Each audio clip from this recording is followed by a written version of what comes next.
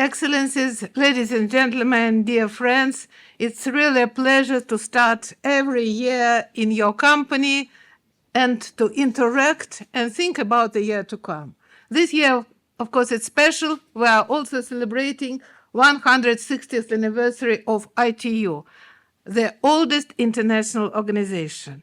And I think for us, for the multilateral system, it's a very positive anniversary.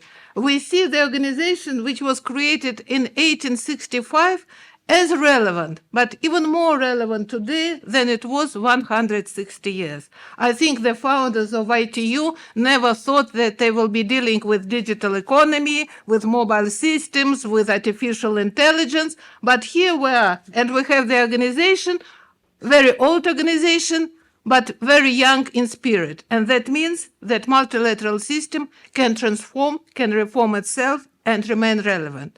For us, for the United Nations, who are twice as young as ITU, this year we are celebrating just our 80th anniversary. It's a very positive example.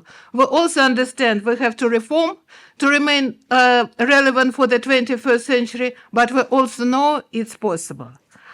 Every year, Monsieur Loretan chooses the day for this reception, which corresponds with two interesting events. And practically every year, I remind ourselves about these events. One is the Doomsday Clock. And just today, at 4 o'clock, it was announced that the Doomsday Clock, unfortunately, has moved closer by 1 second to midnight. It's just 89 seconds before midnight.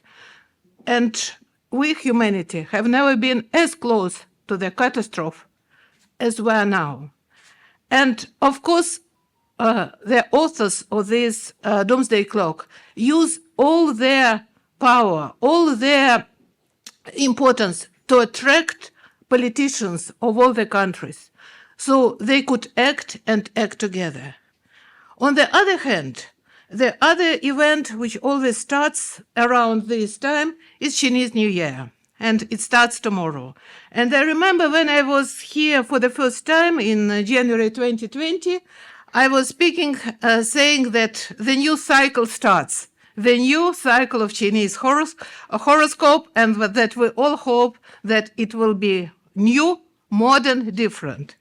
And it is the case. Unfortunately, maybe not the case which we were hoping for, but we really saw that the year 2020 marked very significant changes. We had COVID, we had geopolitical tensions growing, we have wars all around the world, and at the same time, we see that in spite of all these challenges, multilateral system is resilient. In spite of all these challenges, last year we managed to have the Pact for the Future, and that allows us to look into the future. Speaking about predictions for 2025, if you look at the statistics about the year of the snake, you will find out that in the 20th and 21st centuries, it was always the year of crucial changes, of crucial transformation, of revolutions. For me, being born in the Soviet Union, I always remember 1905 and 1917, the biggest revolutions.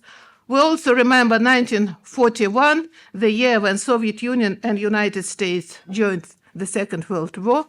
We all remember 1929, the year of big economic crisis. We all remember 2001, the year of the 11th of September. But at the same time, I remember the year 1989, when we had the fall of the Berlin Wall, when we had the Velvet Revolutions, and that really changed the face of the world. So for me, my wish for us, all of us, to have the year 2025 full of changes, full of transformations, that's unavoidable.